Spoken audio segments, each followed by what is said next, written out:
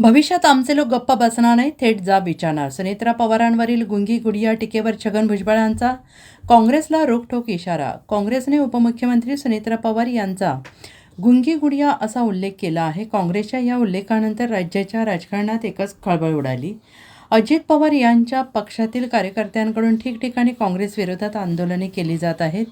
काँग्रेसने आपले विधान मागे घ्यावे अशी मागणी केली जाते आहे. दरम्यान आता मंत्री छगन भुजबळ यांनी काँग्रेसवर थेट संताप व्यक्त करत इशारा देऊन टाकला आहे.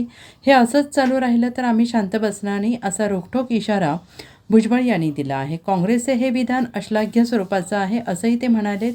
नुसतं बोलत राहिलो म्हणजे फार काम केलं असं होत नाही. एखाद्या व्यक्तीला थोडासा वेळ द्यायला हवा. तो वेळ तुम्ही देणार की नाही असाच प्रसंग माजी पंतप्रधान इंदिरा गांधी यांच्यासोबत घडला होता.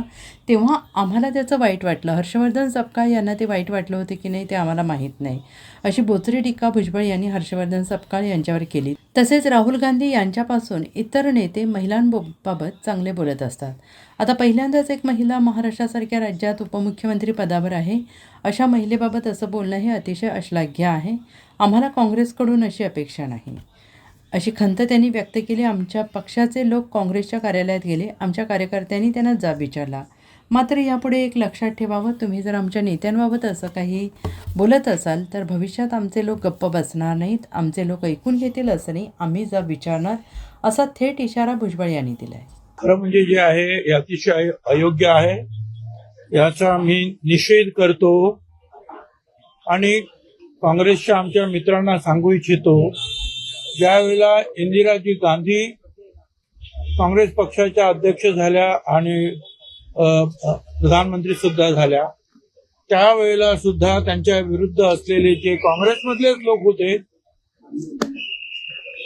ते त्यांना गुंगी गुडिया म्हणून चिडवायचे. परंतु काही दिवसांनी त्याच गुंगी गुडियाने इंदिरा गांधीने एका पाकिस्तानचे 2 पाकिस्तान करून टाकले. तर नुसतं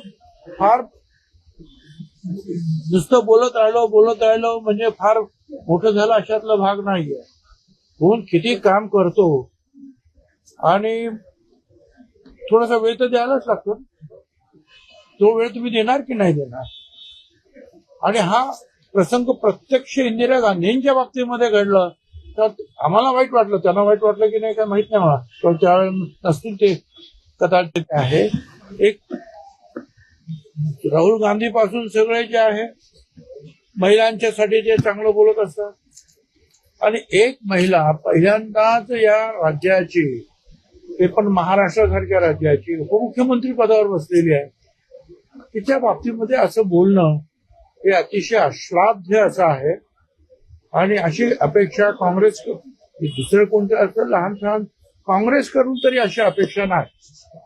त्यामुळे आमचे लोक जे आहेत पक्षाचे लोक ते तिथे गेले, त्यांनी त्यांना जाब विचारला.